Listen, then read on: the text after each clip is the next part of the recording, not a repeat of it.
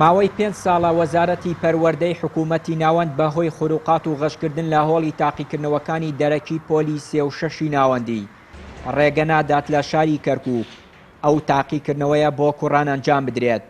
بۆ ئەم ساڵیش بە کۆمەڵێک مەرجی پێشوەخت ئەو کەسانەی دەیانەوێت تاقیکردنەوە دەرەکیەکان ئەنجام بدەن دەتوانن ناوی خۆیان تۆمار بکەن. ئێستا بڕیار دراوە کە نیەتێکێ بڕیار نەدراوە نیەتێکێک کە ئەو تاقیکردنەوەانە لە کەرکووکە ئەنجام بدرێت و بۆ ئەو مەبەستە وەزیری عێراقی وەزیری پەروەردەی عێراق بەڕێزیان نووسراوێکی ئاراستەی کەرکووک کردووە.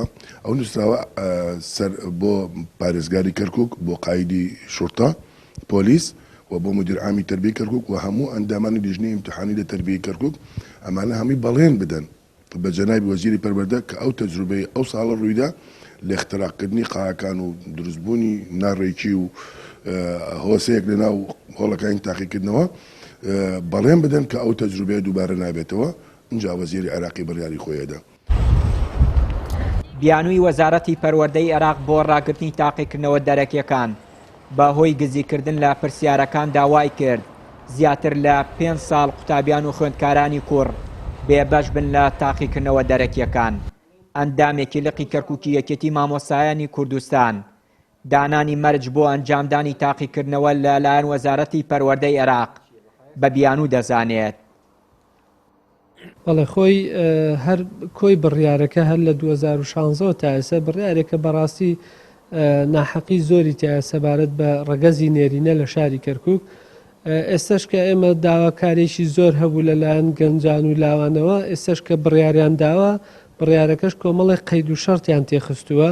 یەکێ لەوانە کە ئەبێ زەمانەتی بکرێت لەلایەن پارێزگای کەرکووک و لەلایەن شورتەی کەرکووک و لەلایەن یەکە ئیدارەکانی باڵێن پەروەردەوە.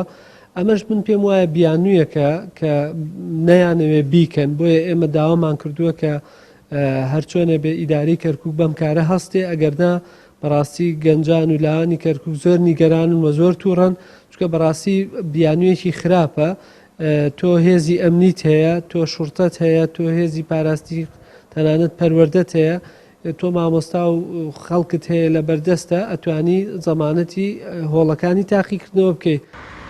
بە سزادانی کەرکووک لەلایەن وەزارەتی پەروەردەی عێراقەوە سەدان کەس کە بەنیازی تاقیکردنەوە دەرەکیەکان بوون لە کوڕان نەیانتوانیوە بەشداری تاقیکردنەوەکان بکەن.